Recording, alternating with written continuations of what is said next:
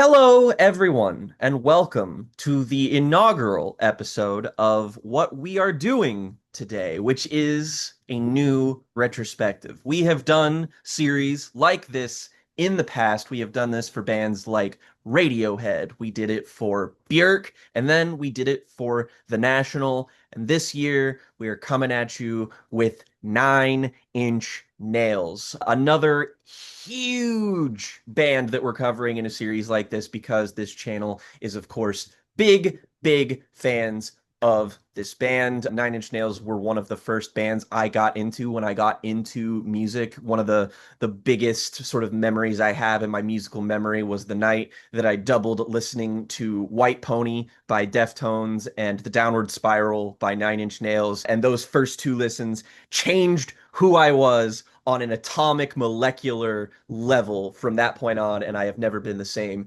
since. And of course, I am joined today with me, who is going to be my partner throughout this retrospective series. I am joined by friend of this channel, Luke. Luke, how are you doing today? I'm living. I'm 9 inch in my nail, as you do. As you do, you are as alive as I need you to be, one might even say. This Which is is not being very. recorded, which is not very. This is being recorded a little bit after we actually, funnily enough, got a new release from the band, that of course being their soundtrack to Tron Ares, a movie that I probably won't see, but I've listened to some of the singles from the Tron Ares soundtrack, and they are good. They are very good, but that does kind of insert a bit of a question into it's just like, why are we talking about this right now? Well, to be frank, we just really love the band and it just happened to coincide with a release from them. It's not really like this spurred us on. This has been something we've been talking about potentially doing for a long time just because of our love of Nine Inch Nails. We might be joined by a couple of collaborators throughout this series, and we are going to be combining some releases in this series together just to consolidate it into a more straightforward narrative for the band. Because what we like to do with these is not just talk about our thoughts on these respective albums, but to talk about the narrative of the band. And this narrative begins way back in the late 1980s. But before we kick off doing this retrospective, I think it's important to note that this is a very old band, but they are still kicking. They are still making music. We're not really sure when the next bona fide album of theirs might come next, if at all. I really wouldn't be surprised if we didn't get another traditional Nine Inch Nails album anytime in the next like 5 years or so, just because of how busy Trent is these days. So we do kind of have like a point where Nine Inch Nails kind of takes a pivot onto a different kind of sound, that we're also going to be covering the various soundtracks that Trent became a little bit more well known and widely acclaimed for in the like mid to late 2000s. So we'll get to that when we get to it. But the point is that this band has longevity. Longevity that means that they are still performing and making great music. Luke, for instance, has even seen them recently live in concert. I might be just a wee bit jealous. And Luke, why don't you tell us a little bit about how that concert was exactly? Because when we start this journey off, this is the journey mainly of one man in the form of Trent Reznor, but he has had many collaborators, many session musicians, many creative partners over the years. So, what does Nine Inch Nails look like today as a performing entity? So it's interesting as a performing entity because, for my perspective, I've never been to a big, like, stadium size concert like this before. So that this was kind of a new experience for me. I will get two things out of the way, though, for this experience. One, I have what is colloquially known as the autism. So sensory overload is a very common thing for me. It was very exhausting at times, I won't lie. And noise, especially in that concert stadium, the bass was like getting hit with a frying pan over the head. Uh-huh. Yep. But that being said, it was an extremely cool and just overwhelming performance in a good way. And I love how it sort of starts off because, like, you have your opening act, which was Boys Noise, which is kind of like a group that's been helping them over the years with, like, they did a remix of the Challenger soundtrack, which is really Yes, they great. did. I've listened to that an awful lot. It's really fun, which this was fine. It's just it did not help that the bass was bad with the type of music that they do because it's kind of more like rave type stuff. They did however pay their debt back later on in the performance, which I'll get to. But the actual performance itself was really fun because you get all that loud opening act, but then you start off with too much quieter, just Trent at the piano in a small square in the middle of a stadium, kind of playing, and Mhm. progressively more people come in, like Atticus and like all the other supporting players. And then there's a point where they sink into the small square, and on the right there's a much, much bigger square where the performance with like the much louder songs like March of the Pigs and that Mm. sort of stuff kicks into higher gear. And it was really cool because it's like set up in a way where they're like in this cube of translucent type cloth that light projected on it sort of like sticks to it. So when they did Reptile, which has like this sort of machinery sounds, they had Mhm. like these white lines that kind of raise up along with like the sound effects that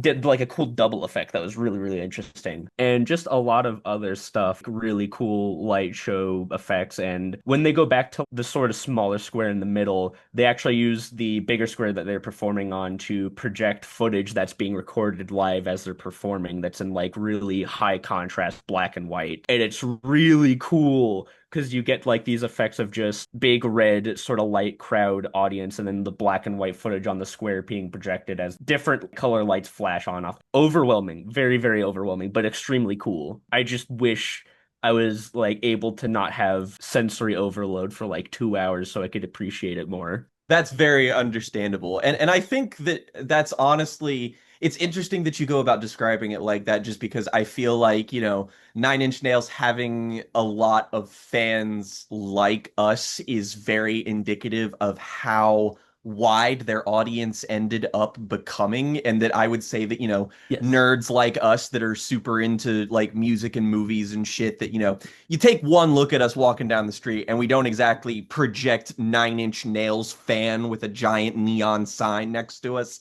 Yeah. necessarily. But it goes to show you how big as a cultural phenomenon they are, which is funny considering when they began, Nine Inch Nails was one of those bands that was often lumped in with characters like Marilyn Manson, these really like scare your Yeah. parents music type Or of like Rob shit. Zombie. Yeah, like, this music became super popular in the wake of things like the Columbine shooting. Like, it became Yeah. really associated with a very specific kind of stigma.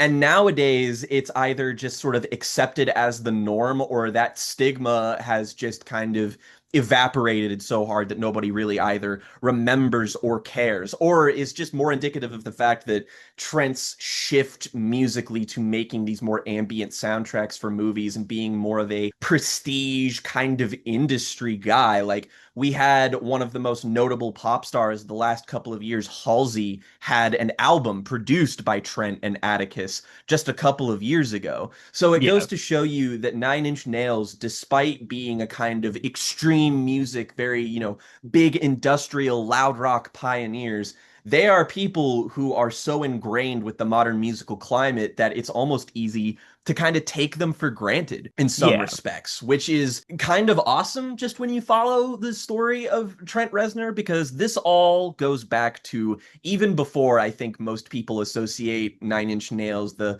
heyday of the first three albums and associated projects. Everybody thinks of them being a very 90s band. But this actually does start in the previous decade, if you want to be technical about things, in the 80s. This starts way back in 1987, in fact. Trent Reznor is a Cleveland, Ohio native, which again, cool Midwest representation, but Trent Reznor is such like a it's such like a Hollywood name that you would have expected him to be from like California or, the associated, just like a bigger metropolitan area. But no, this is a guy from the Midwest who I think Marilyn Manson, funnily enough, is too, which goes to show you where the source of rather where all of this very angsty 90s music came from. Being Midwest makes sense because of the angst, Yeah, honestly. right, right. Like it makes a lot more sense when you basically take the whole thing into picture. Like Trent was a guy who, when he was in Cleveland in 1987, he was actually playing keyboards for another band called the Exotic Birds, which were like a synth pop band that was managed by John Malm Jr. And Reznor became friends with this guy, and they like it wasn't official, but he did kind of sort of casually become his manager when he went to work on his own music.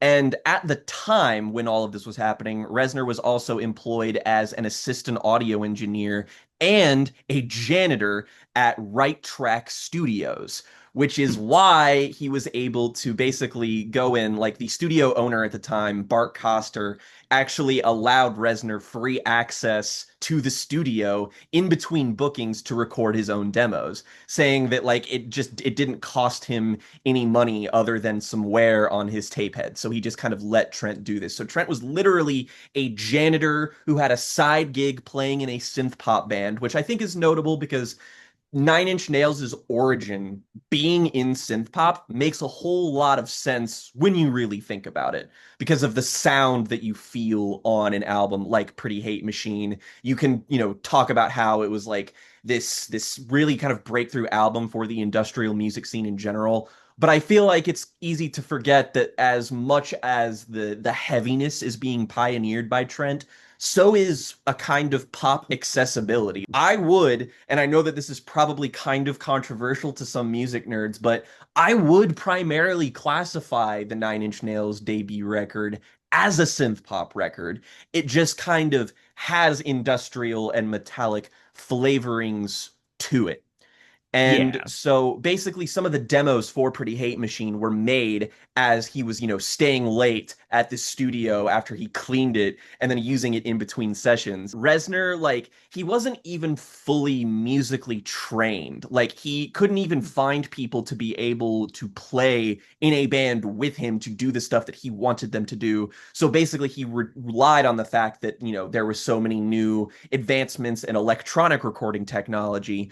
So, he was inspired by people like Prince, for example, to basically play all instruments himself, except notably for drums, because he cannot play drums formally and programmed them electronically. But he has played them on Nine Inch Nails records since, and I believe for like the first three albums, like he still hasn't had any like formal drum training, which is why so many of the drum hits on these first three records literally just sound like a guy taking a stick and being like bum bum bum bum and just making that loud percussive industrial sound. Like it is literally just a guy making fucking noise. And Caveman so, ass. exactly. And so he was basically performing pieces from, the early Nine Inch Nails material as far back as 1988, and eventually would perform alongside another really big pioneering industrial rock music, electronic music stalwart band, Skinny Puppy, who have been, I think, active since like 1982. So like people who say that Nine Inch Nails were like one of the first industrial rock acts. Not necessarily true. Like, this has been a music scene in the underground, kind of originating, funnily, in like the Midwest and I believe in parts of the UK since the early 80s. This was something that was burgeoning and billowing underneath the surface and eventually just kind of exploded with popularity around the late 80s and early 90s. And when you take a look at the landscape of music at the time, I think it kind of makes sense because you can see music is slowly, popular music in particular is slowly getting bigger and heavier. Like 1991, for example, is the year where we get a lot of big important bands debuting or coming out with a really big record. Like Nirvana, for instance, in 1991 are a really big band that people are going to look to. The grunge movement as a whole, I think, kind of helped propel Trent and Nine Inch Nails into the spotlight of just like angstier, grungier sounds and a sound that is a little bit simpler on first listen, but it appeals to the youth. It's got a punk sensibility to it. So even though it Yeah. doesn't necessarily sound like grunge, it is kind of fulfilling the same purpose. And you're also getting like Metallica, for instance, are really pivoting into their commercial heyday, going away from 80s thrash and then going towards the Black Album, which they're going to drop at the start of the 90s as well. And that's going to be the biggest selling metal crossover record ever made, still to this day. So there really was never a better time to be in a scene like the industrial music scene than there was right now. So Trent kind of came in exactly when he needed to. And we get, after, of course, a little bit of recording demos and recording all of this stuff, we get Pretty Hate Machine, which comes out at the tail end of the 80s in 1989.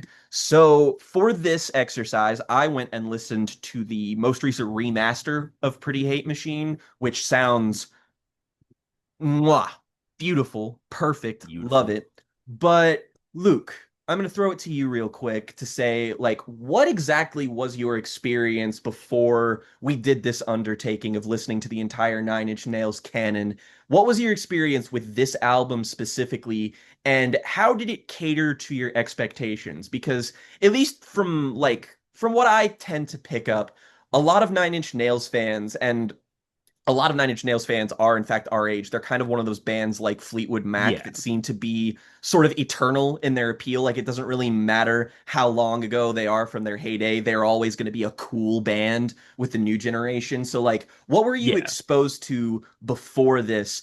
And how did Pretty Hate Machine clash with your expectations for what, like, a debut Nine Inch Nails album would even be? Because this tends to be an album that, like, the first three Nine Inch Nails albums are like the ones people think of. They think of Pretty Hate Machine, Yeah. The Downward Spiral, and The Fragile. Those are like the peak of their sort of presence culturally speaking, and just sort of the highs of their artistic canon. But Pretty Hate Machine is a little bit more forgotten and tends to be the album people come to a little bit last. But that doesn't necessarily mean that it was the case for you. So what is your history with Pretty Hate Machine? So before I got to Pretty Hate Machine, my biggest sort of association with Nine Inch Nails was, well, my introduction to them was through the film scores that they would do in the mid 2010s. My specific introduction being Gone Girl soundtrack, Yeah, yeah, which, great. But that was my mental association with them for quite a while, was the ambient work and all the yeah. stuff that they did at that point in time. But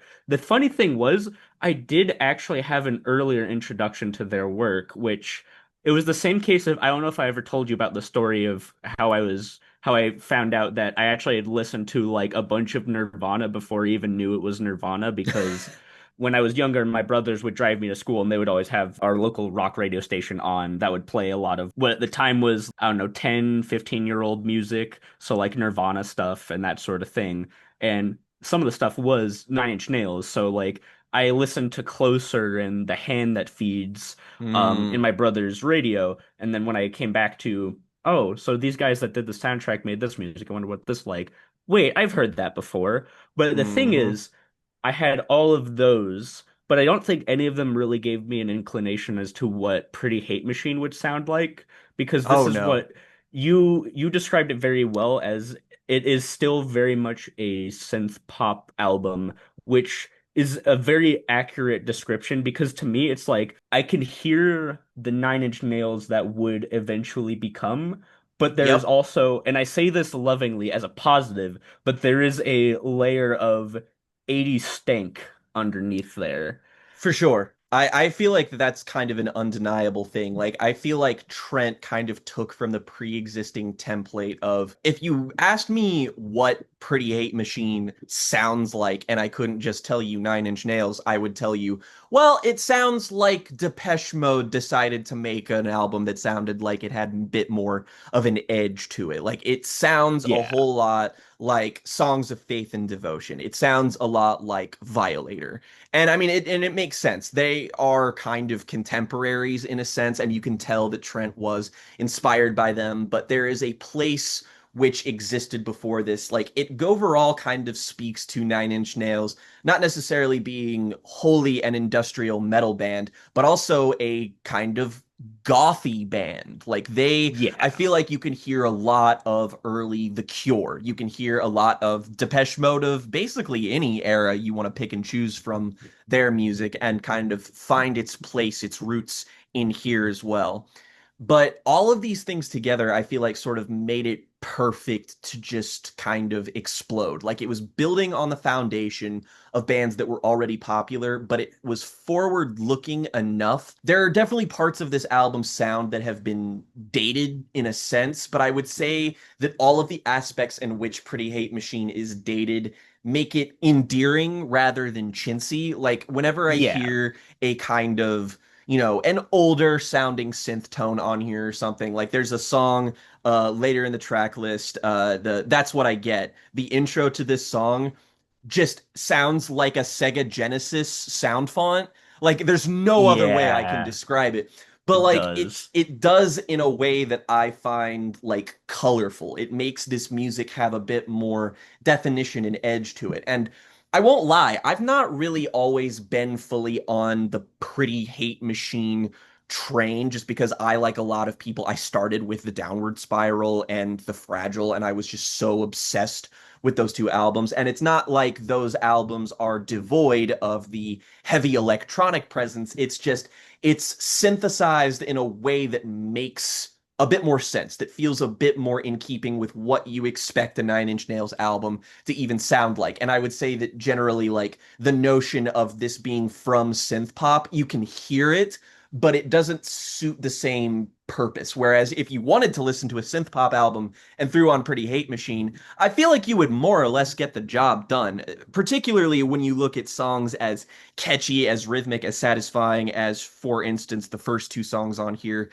two very notable, very famous singles from the band, that being Head Like a Hole and Terrible Lie, which Yeah. I have nothing bad to say about these songs, particularly Head Like a Hole. I still think this is one of the best Nine Inch Nails songs. Like the sampled kind of child crowd vocals that build the kind of rhythmic backbone of the song alongside the weird kind of drum fill on it. It's such a strange combination that also happens to work effortlessly. The only thing about this, and it's not even like it aging weirdly, is that the drum fill at the start of this, it Yeah. sounds exactly like the drum fill that starts off the All American Rejects song Move Along. I'm gonna put that right here so that people don't think I'm insane. But I hand to God, every time I hear the opening of both of these songs, I'm like, wait, which one is it again? And I have to wait until like the first measure comes in to be able to tell which one it is.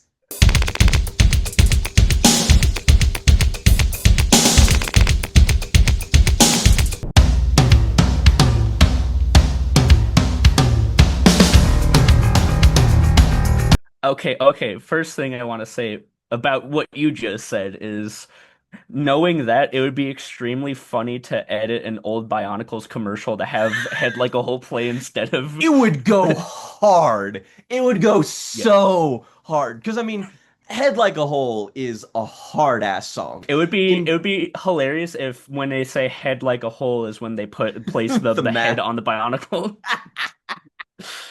Okay, that feels like an edit that I want to do. That is what I'm saying. But I think that this song is like, this is probably my favorite song on the album if I had to point out which one is. And it's mainly just because everything that is cool and unique about Nine Inch Nails is cool and unique about this song. The first thing you kind of hear from Trent is his kind of trademark style vocal delivery. And Reznor as a frontman, as a presence, is so distinct just because this man's voice and delivery style just oozes angst. It's just, Yeah. he kind of has that strain in his chest where he's like, oh, you can't take it. Like you can't Yeah. imagine this man performing without clenched teeth and like sitting there in the booth to be like, can't take that away from me. Like Or it like a has to popped vein. sound, yeah, like it's got the vein. He's probably red in the face. And then when it comes to his actual delivery of the chorus, it's a little bit more blown out. There's a few more like effects over his voice, but it's just this fucking gnarled screaming thing with these loud, bright guitars. Like it is such an incendiary and angry song, but it is also a really colorful one. Like a lot of industrial music that was a little bit more underground at this time sounds way dingier, way dirtier, and frankly, like I understand why that scene sounded like that, and there is an appeal to that that I really, really like. But there is kind of a flatness that comes with that music that isn't super well complemented. Like it doesn't hold up in the same way that something like this does. The song structure here and the way it kind of oscillates between a sort of loud, quiet thing in the beat is really, really kind of essential into how this holds up. Like again, that remaster sounds fucking fantastic. The programmed drums on here still sound like loud and big and echoing. Like everything on here feels like it was designed to have a big, obvious personality. There's nothing about this song that is subtle. And I mean that in the kindest way possible. It's that everything about this is meant to hit you. And in terms of influence, another side that I think you can make a stronger case for on albums that come after this, particularly with a beat choice that comes on something like The Fragile. But I also think that there is a lot of the early burgeoning scene of hip hop on here. You can talk about how Yeah. he's influenced by bands like Depeche Mode and Devo and, bands that are about really stiff, groovy rhythms. But there's also something about Trent's delivery, like particularly on songs like Down in It, songs like Ring Finger, or The Only Time even, where, like, if you squint your ears a little bit, it kind of sounds like he's rapping just a little bit. A And you little know bit, what? yeah. I The never thought about that. strain, it works. It makes it like this could so easily sound chintzy or like, white boys got bars, but it's like, no, it all feels in keeping with this sort of singular aesthetic vision. And that's kind of what I think about when I think of Pretty Hate Machine is that there are parts of it that I don't feel like hold up as well to me as those other albums. Like I am at a bit of a distance with this in the way I'm not with the next two records. But I came around being more positive on this than I ever have preparing for this recording, in that I was just able to appreciate how it sounds like a thousand different things that came before it and that were his contemporaries, but as like its own thing, as a holistic vision, it doesn't sound wholly like anything at all. Yeah, for me, like this is how I'd kind of describe it. This is probably my second favorite Nine Inch Nails album, and I think a Ooh. lot of that comes from the perspective of I'd listened to most of everything that came before it, so I knew what the quote unquote Nine Inch Nails sound was for a Hmm. while. And this is a thing that I will say is that a lot of listening to Nine Inch Nails is not necessarily like, oh, you're like absolutely like getting into it. Sometimes you're just like seeped in the atmosphere. And the thing I like about Pretty Hate Machine is it's the most fun Nine Inch Nails album while still being a Nine Yeah. Inch Nails album. Also, I want to touch on you were talking about some of the kind of like soundscapes that were like familiar sounding things that are very indicative of the era. For me, the most indicative is an instrument that's used on I know Sanctified and another song, but I forget what the other song was. A guitar sound that is absolutely without a doubt the Seinfeld guitar. Yep, yep, yep, yep, yep, yep. I know exactly what you're talking about. It is all super indicative of the time, but in the way it's all synthesized, it never quite sounds funny to me. Even though Yeah. I completely see the appeal of this album being like you again, the first three Nine Inch Nails albums, if you look at it with those two next to it, I understand why Pretty Hate Machine has held the esteem that it is because it's within this context, and also it's not as punishing as the next two albums are, because as great as the Downward Spiral and Fragile are, they are not albums I can listen to casually anymore. Those Yeah. albums are practically soaked in heroin. This Yeah. album, on the other hand, is like, this is just a debut album from a guy who's working really hard to establish himself.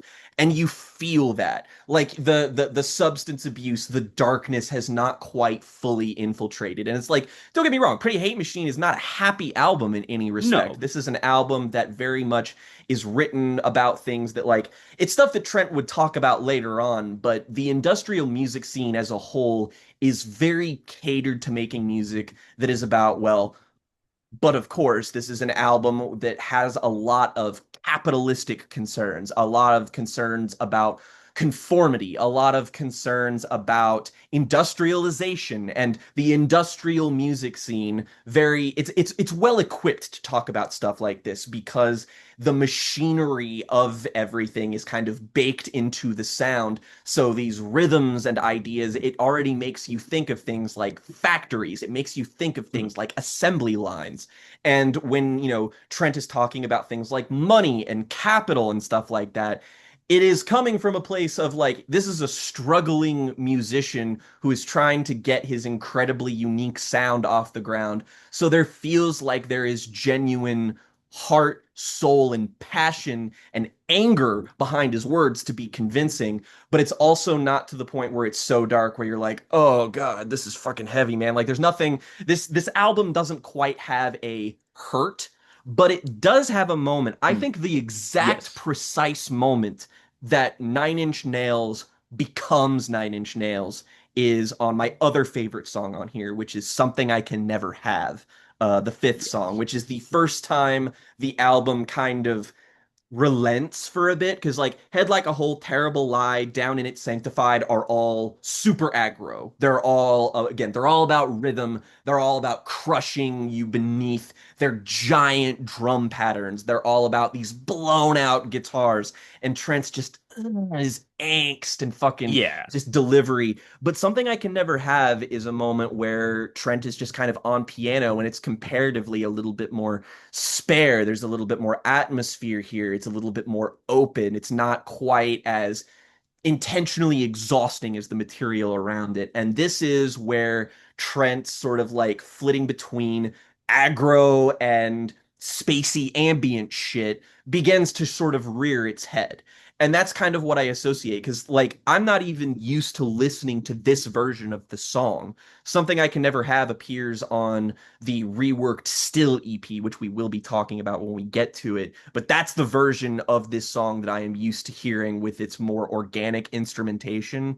But I did come around on thinking that this version of the song is like, it really holds up in a way that not quite every song on here does. I feel like that you could Yeah. perform this with the same instrumentation today and like release this and it would get the same reaction from the public at large, which is to say, it is a rather beloved song in the band's catalog.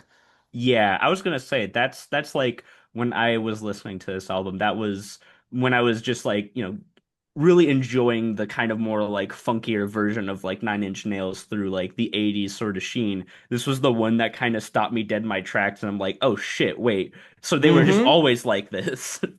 Yeah, yeah. It showcases that Trent from the get-go had a bit of a dynamism to him and an accessibility. He is kind of one of the greats at blending things together that should clash but end up not because of his just unique producing alchemy. Like the fact that these songs still sound as good as they do. And again, yeah, you can argue that a lot of it is dated. And a previous version of myself maybe even would have said that it's too dated. But honestly, to my ears these days, I think Pretty Hate Machine holds up a lot better than an album like it necessarily should. And people at large reacted quite positively to it. Like, there are a couple people on here who did help, co-produce some of these songs alongside Reznor, notably somebody who would collaborate with him multiple times over the years, and someone we talked about on this channel multiple times before, the producer known as Flood, who did a lot of really notable 90s work, specifically with bands like the Smashing Pumpkins, for example, who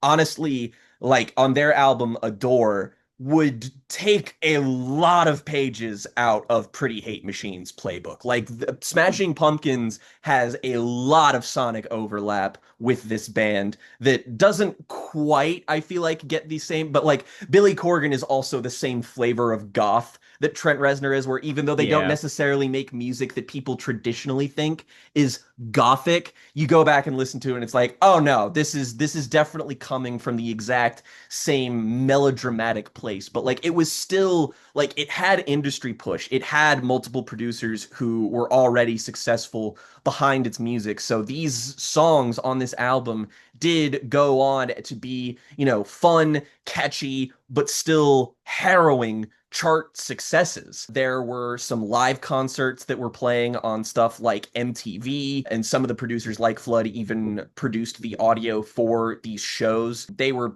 they were getting producers to remix their stuff that would appear on stuff like the Fixed EP that we'll talk about relatively here in just a sec.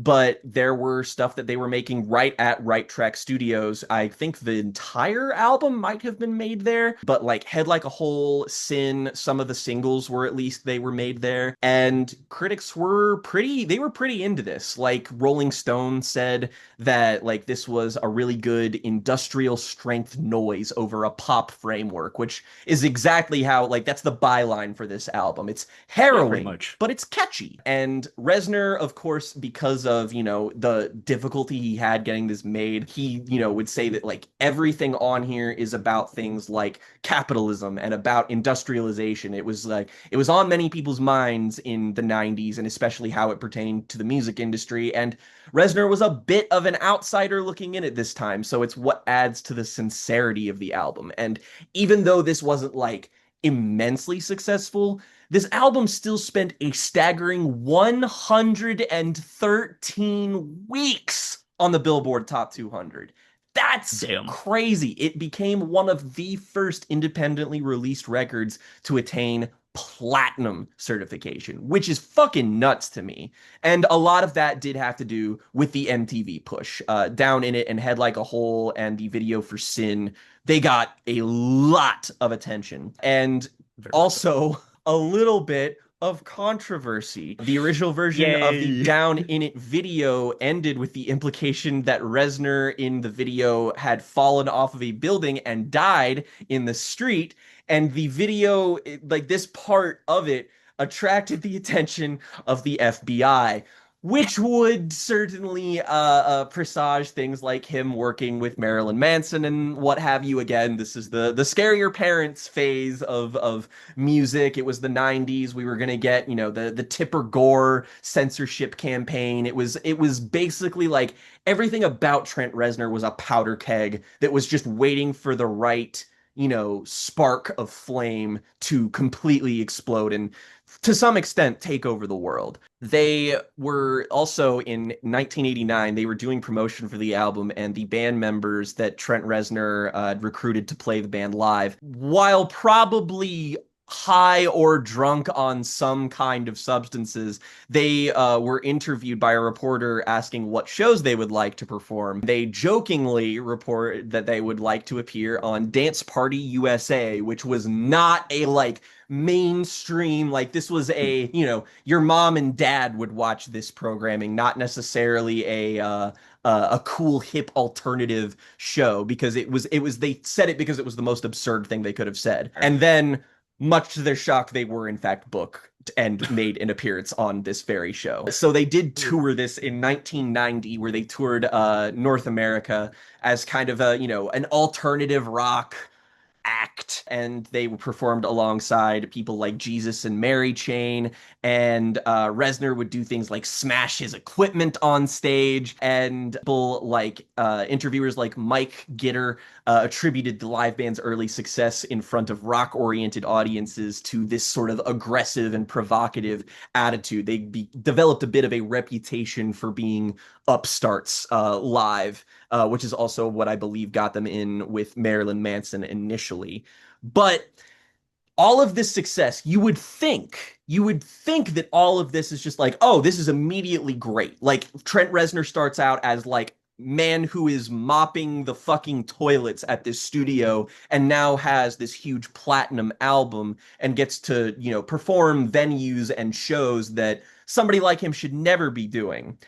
Mhm. That unfortunately changed a lot because they kind of became so successful that they started appealing to audiences that had nothing to, like, they just didn't appeal to the same things. So they did a European tour opening for Guns N' Roses, which, when you look back, is fucking crazy. Like, Huh. Guns N' Roses and Nine Inch Nails. Like, that's something that, like, your out of touch mom would be like, those are metal bands, right? And you'd be like, yeah, sure, go to bed, mom. But, like, you think about it, and Guns N' Roses are a band that, yeah, sure, they were successful at the time, but it was because it was coming off of the kind of cheesy hair metal, hard rock, sort of Van Halen derivative kind of big showy stuff that is just not what Nine Inch Nails were about. So them doing this show outside in their home country, they weren't really feeling Nine Inch Nails in the same way. So they came back to the US amid pressure from TVT to produce a follow-up to Pretty Hate Machine. And during this period, Trent was kind of just like figuring out what the music industry itself was all about. And kind of discovered that the executives that were now in charge of him were encouraging him to essentially water down his sound. They were holding on to control of what music he was making, and he was very outspoken in critiquing his label, but they wanted to push him in a commercial direction that he had no interest in going in. And he was like, I don't want any part of this. You should break your contract off with me. And they simply did not. So, as a response to this, REZNOR secretly began recording under various aliases and pseudonyms to avoid interference from the record company. And so Mhm. during this feud, he signed a different contract with Interscope and created his own sort of release model with Nothing Records. Trent went on to say, we made it very clear that we were not doing another record for TBT, but they made it pretty clear that they weren't ready to sell. So I felt like, well, I've got this thing going, but it's dead. Flood and I had to record Broken under a different band name because if TBT found out that we were recording it, they could confiscate all of our shit and release it. So they like got in touch with Jimmy Iovine, they got in touch with Interscope, and then they got slave traded, in his own words. It was not his doing. Hmm. I didn't know anything about Interscope. I was just real pissed off at first because it was going from one bad situation to potentially another bad one. But Interscope went into it like they really wanted to know what I had in mind for the vision of the record. And so he says he put his raving lunatic act on, in his own words. So in 1992, What does Nine that Inch mean for him, Nails. though? I mean, well, in 1992, it was them relocating to 1050 Cielo Drive, Benedict Canyon, Los Angeles, which you might know as the site of the Tate murders. Yes, Oh, when yeah. Charles Manson's family murdered Sharon Tate, wife of noted film director Roman Polanski, and four of her friends. And this is where he used this place to record Broken, an EP that was the first Nine Inch Nails release distributed by Interscope, and bafflingly also reached the top 10 on the Billboard 200. In the liner notes of this album, Reznor credited the 1991 Nine Inch Nails touring band as an influence on the EP's sound. He characterized Broken as a kind of blast of destruction kind of sound that was not pop music in the same way that Pretty Hate Machine was. And basically it came from what their live performance during things like Lollapalooza sounded like. And so this actually earned them 2 Grammy Awards. Performance of the EP's first single, Happiness in Slavery, from Woodstock 94, and the second single, Wish. In reference to receiving the Grammy Award for the Best Metal Performance for Wish, Reznor joked that Wish became the only song ever to win a Grammy that says fist fuck in the lyrics. Against touring of the brand new material, Reznor began living and recording full-time at Le Pig Studios, the Cielo Drive location, working on a follow-up free of restrictions from his record label. Which brings us to the second chapter in this, which is the EP Broken. And I kind of figured that this should be a sort of dual coverage of these projects because to me, this is the entire scope of what Nine Inch Nails as a project is with these two albums. The often sort of comparison that this channel will go to is that this is the Deliverance Damnation sort of, what's the word I'm looking for? Dichotomy. Deliverance and Damnation, of course, being the albums from the progressive death metal band Opeth, who did one album that was nothing but very soft, very atmospheric progressive rock, and then the heaviest death metal album that they had ever released and would ever release at the time, right next to each other within the same year-long span. And I think that this dichotomy is represented by Nine Inch Nails here, as you have their most accessible, pop-centric release, and this album, which, Yeah. do you like loud guitars? I like them. Because man, like I came around on a lot of Pretty Hate Machine, but I have always, always fucking loved Broken. If you had to describe what makes this album sound different from Pretty Hate Machine, how exactly would you put it? Pretty Hate Machine is kind of like the best way I could describe it is like something you can kind of dance to, something you can still like feel the emotions of, but like, is sort of a vibe. It can play in goth clubs. Like you can Yeah, dance to that. It's Broken fun. Broken is I want to do the Kool-Aid Man run through a wall in real life.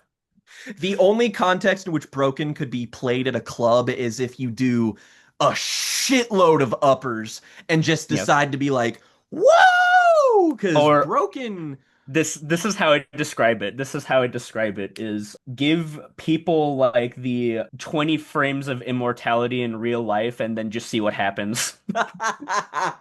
that's a great way of putting it. This Broken, I feel like, is defined by its central sound just being loud, blown out guitars. And the guitars on Pretty Hate Machine were not exactly quiet, but the rhythm section, like everything in Pretty Hate Machine still sounds like it is within a defined structure, both sonically and from a songwriting perspective. The songs on Broken are just this is a sound that envelops your entire fucking like when you listen to this, it sounds like you are at the bottom of a chasm and the sounds around you are reverberating in a chamber. Like the Mhm. other like their other music still sounds like you would expect rock music to sound.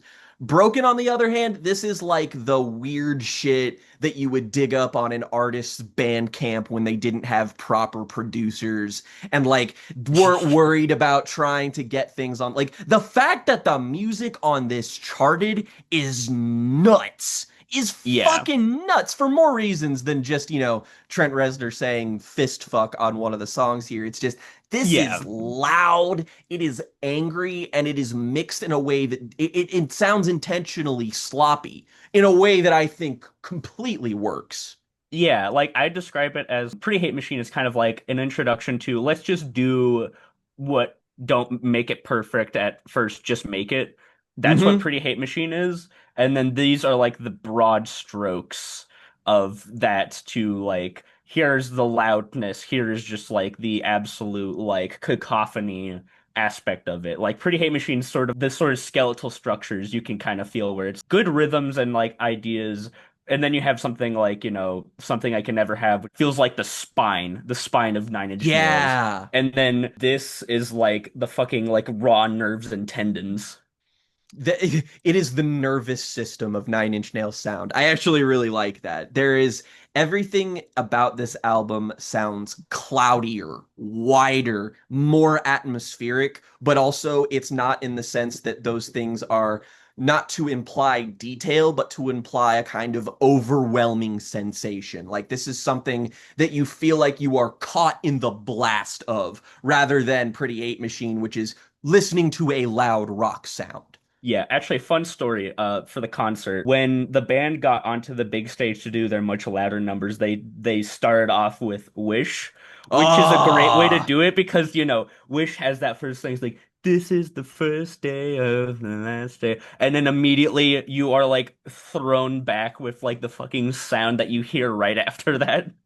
oh yeah. The sound of bands like Depeche Mode and The Cure, like that's almost fully gone here. The influences, like I think that this is maybe the most singular sounding thing that Nine Inch Nails will ever make, just because even on the following albums, which do have collaborations from producers like Flood, it still sounds like it's within an existing rubric a little bit more than this does. Like this is just wild shit that sounds, again, complimentary speaking when I say this, barely even produced. It is, it's made with care. There's lots of great layering on here. Like this is not something that I feel like didn't take a lot of effort, but it's something that takes effort to sort of manufacture what a kind of controlled chaos is with this sound specifically. This is an album where it's like the industrial part of electro industrial feels really emphasized, whereas the electro part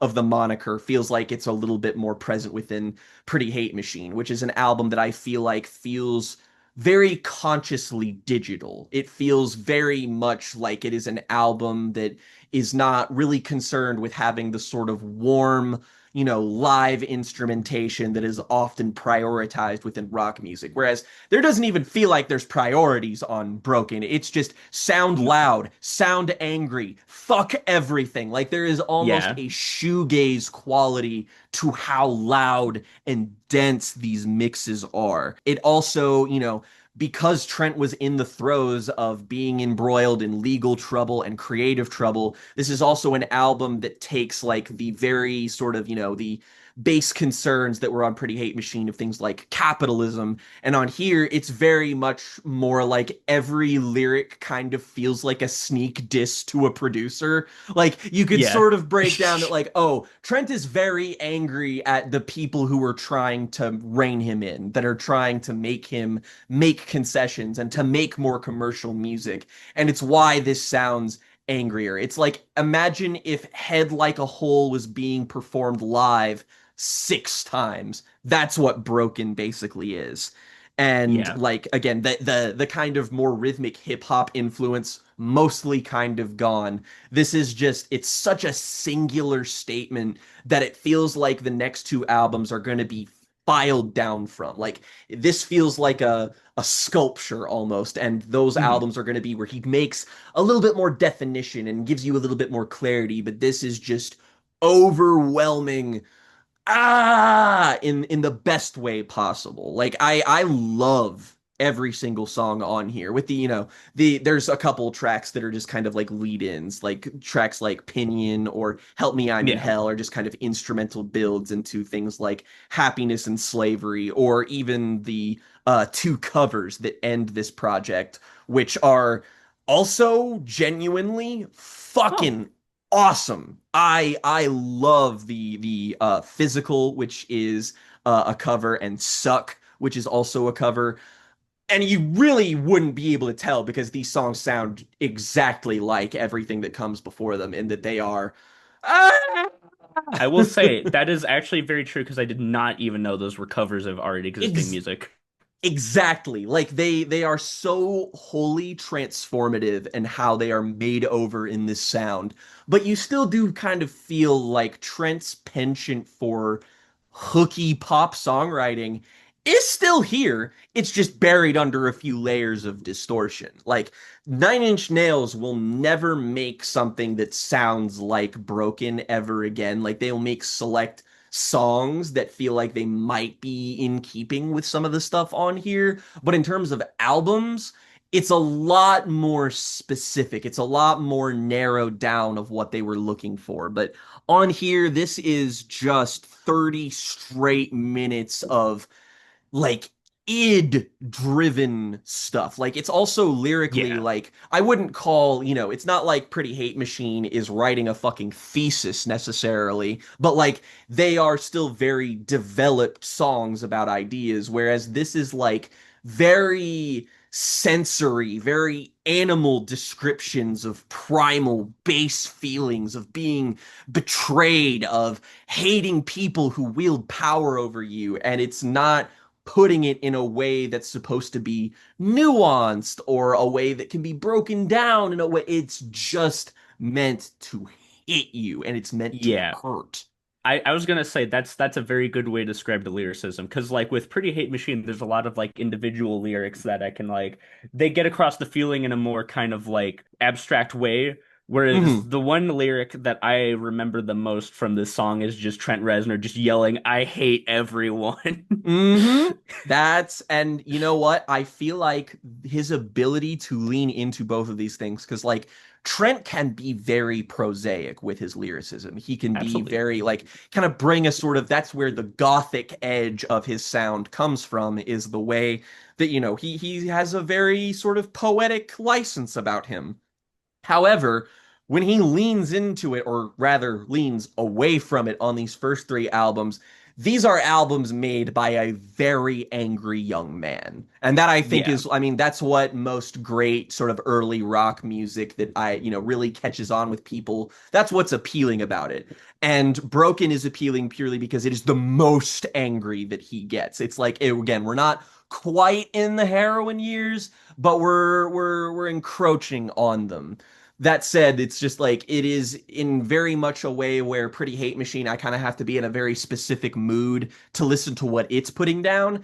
That's the same case here, just on the opposite side of the spectrum. It's like when I want to be Yeah. overwhelmed, like this is the most industrial that Nine Inch Nails has ever and will ever sound. And thus, I think makes this project age really, really well. Like, there are plenty of Bandcamp industrial rock projects from people that I've listened to over the years, like Black Dresses basically owes their entire existence as a group to the work of Nine Inch Nails. And that goes from like both the releases that we're talking about here, and that they can make shit that just sounds like angry noise like it does on Broken, which gives it a separate appeal that I think makes it really strong. Like I think that like Wish, one of my favorite songs they've ever made, Happiness and Slavery is pure Mm. pure Nine Inch Nails, and gave up. This is one of my favorite EPs, I think.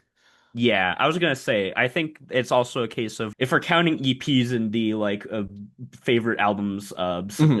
discussion, I guess this one is probably also kind of tied with Pretty Hate Machine because I think you Hmm. put it very well where it's these are two sides of the same coin that is Nine Inch Nails in some way, whereas albums after this will kind of just be, that in some other way, shape, or form. Hmm. But I really like this in the sense of that at least the mental image of what I think of Nine Inch Nails kind of forms, not even just from like the sound, but also from an aesthetic standpoint. Like, Oh because yeah. Pretty Hate Machine was in the 80s, the grunge didn't fully seep in. And then you Hmm. have this, which is, have you seen the Broken short film?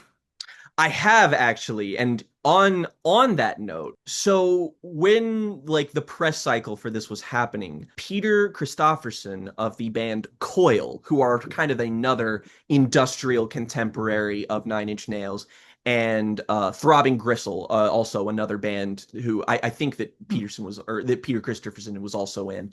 great They name. directed a performance video for Wish, but the EP's most controversial video accompanied Happiness in Slavery. This video was almost universally banned for its graphic depiction of performance artist Bob Flanagan disrobed and lying on a machine that pleases, tortures, and then kills him. And that is just one of the many aspects of the broken short film, which, Luke, why don't you tell us what watching this is like? Because it has been a while for me, Yes. but I did note that you watched it. So why don't you relate to what watching this music video performance was like? Oh man, boy, how do you describe this in a way that will not put you on a watch list? Um, Yeah. so one thing I will say that's really interesting to me is while watching it, I thought of this as kind of a problem, but now thinking back on like just the way that this EP is kind of makes sense to me is that it's a short film that feels like a bunch of disparate vignettes that are only connected one by the music, but two by just the general theme and angst of the thing. Now, some of these vignettes include what Jake already described, which I will add very much reminded me a lot of Tetsuo the Iron Man, which Very much so. Very much so. I have to ask them directly because I looked at this to see if in the past if they've ever mentioned that film Cited before, it but it feels like it should be, like it should for be like sure. a Rosetta Stone of Nine Inch Nails somehow. Oh, for sure. Like even the soundtrack to Tetsuo the Iron Man sounds like some of the more like ambient driven stuff that Trent would go on to compose. Yeah. The fact that like they did a music video with Shinya Tsukamoto. Tsukamoto makes me think yes, but like I can't verify that. But Mhm. another vignette is somehow the one that like grosses me out the most, which will be surprising when I describe the rest of this, but it's like literally like a guy just sitting at an empty room filled with flies, eating Yep. steak, and there's flies in the steak, and Mm. I'm just like, ugh. Ew. Gross. I mean, worse stuff is coming, but still gross. There's one that's just kind of a regular music video where it's just, oh, Trent and the band are in a cage and there's a bunch of people and it's crazy and it looks like the cave from Matrix 2. Yeah, Um, it's a little it reminds me a lot of the more surreal parts of the Tarsum Singh film The Cell. You ever see that? Look, Unfortunately, yes. yeah, like the body horror and weird shit in that movie always struck me as being like very derivative of this.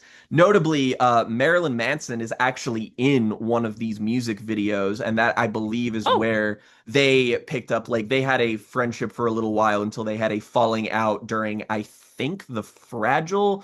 Get more to that when we get to it, but like that is yeah. very much the scene that this is coming from, and all of this was airing on places like MTV, but were also like immediately taken off the air due to Yeah.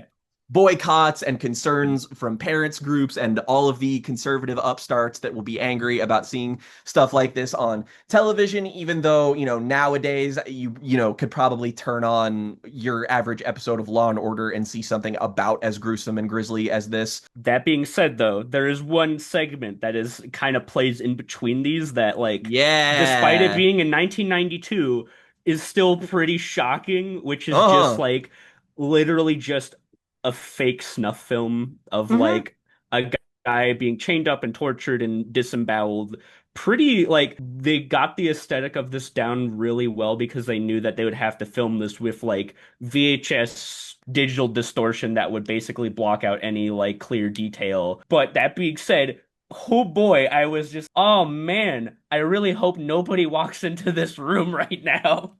Yeah, it kind of like the 90s were a really interesting time because I feel like, the Blair Witch Project ushered in this wave of like trying to make visual art that was some way convincing or reality kind of warping, just like trying to infiltrate with a sense of realism. And with MTV and music videos, they were also kind of like bleeding over to that. And that's why the sort of shock artists like Manson and Reznor became as notorious as they did, is because they were like, we need to have visuals that match the intensity of the music. And it's why they get lumped together. Even though when you listen to something like Nine Inch Nails and then you listen to Marilyn Manson, and it's like, Nine Inch Nails was always a little bit more clean cut. It was always a little bit more like like of course they do have stuff like Broken, which has a roughness to it, but I feel like there was always a little bit more like there we'll talk about it more when we get to it, but like there is kind of a marked difference between Reznor and Manson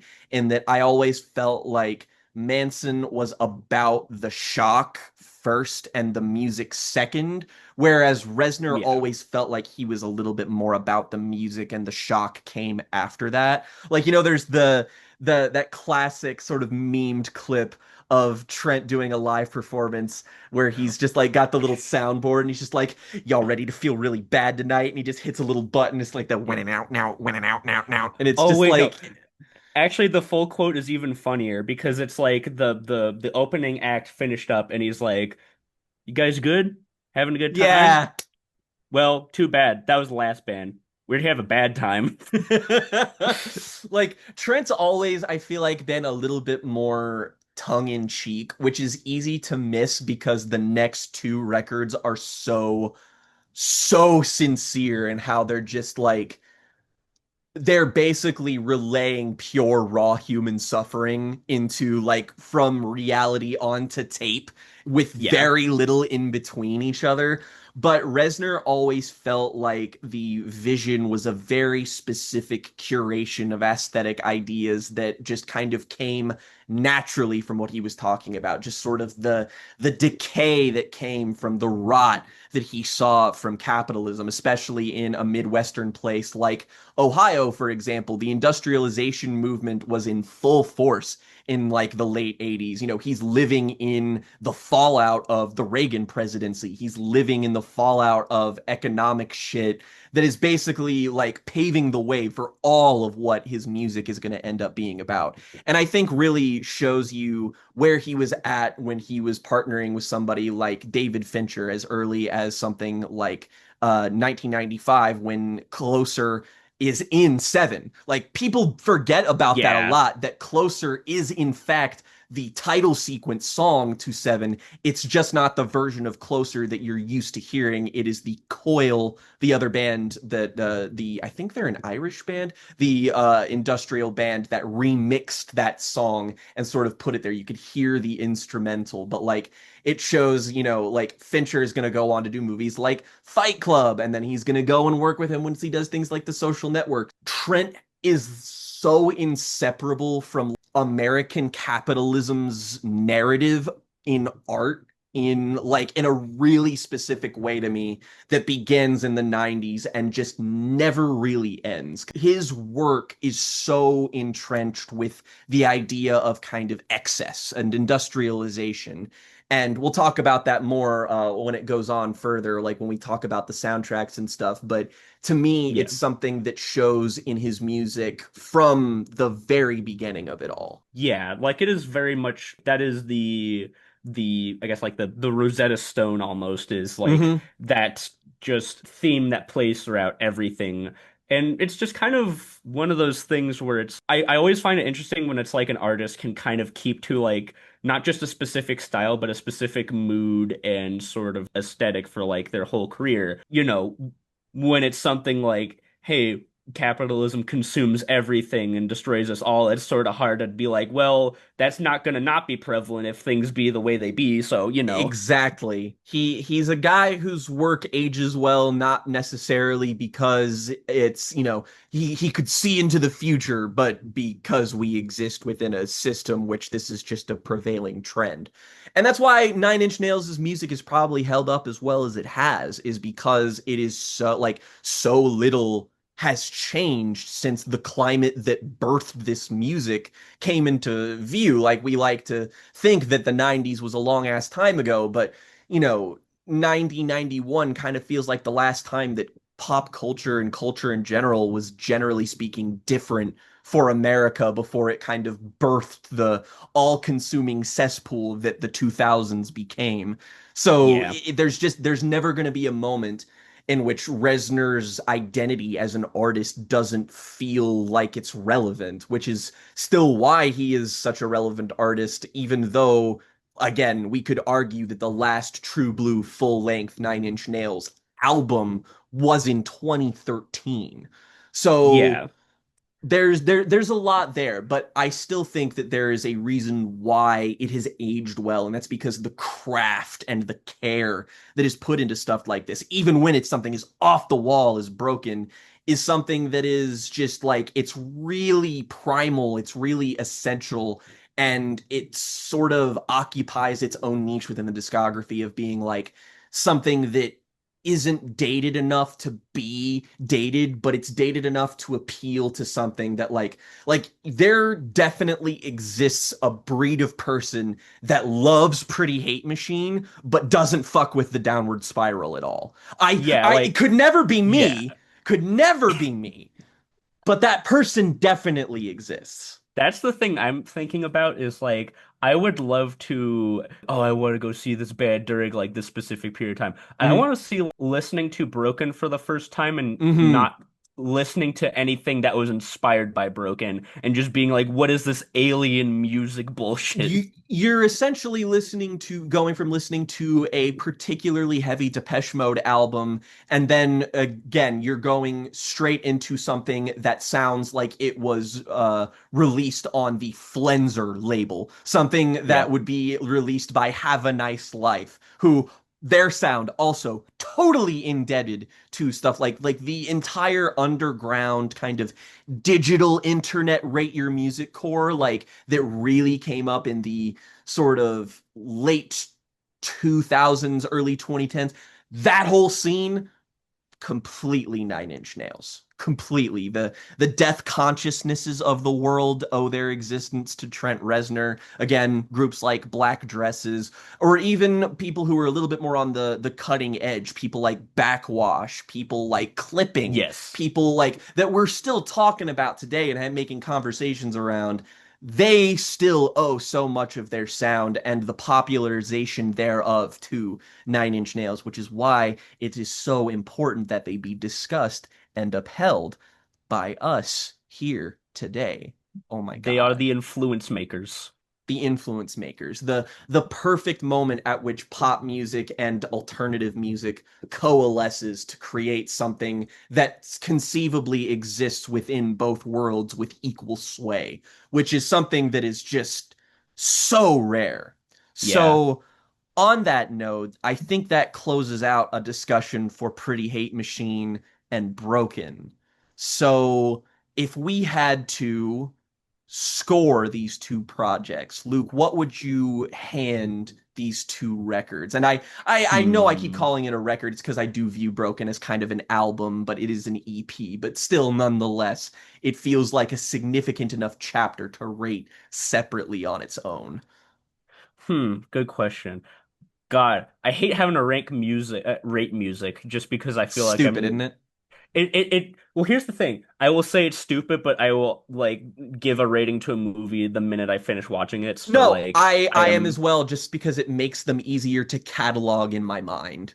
that probably is what it is. I think both of these are like a nine. I think maybe no, I'm gonna give them the exact same rating. I was gonna say I can't choose between these two. I love them both very I equally. that it feels like they are the sort of two separate polarities of this band's sound, and that when you mesh them together, that's gonna be where we pick off, is we get like what happens when you smush the least accessible version of their sound and the most accessible version of their sound together. What does that midway point look like? And that's gonna be what the downward spiral ends up being. For me, this is like I have my list of 100 favorite EPs that one day I will make into a video. Broken does rank very highly on that list. Strong 8.5 from me. Pretty Hate Machine probably gonna get a hearty 7. But I do really love and appreciate both of these. That being said, we have many uncharted waters yet to tread in this retrospective. So next time you will see us talking about the incomparable, the biggest album in this band's discography, the one that holds the most acclaim, the most cultural sway, the most respect, seen as a tent pole of industrial music, of rock music, of metal, and just Heroin, so much heroin. Oh my God, so much fucking heroin went into making this album. Jesus fucking Christ. So we will talk about that when we come to it. And goodness gracious, that will be fun. Hmm.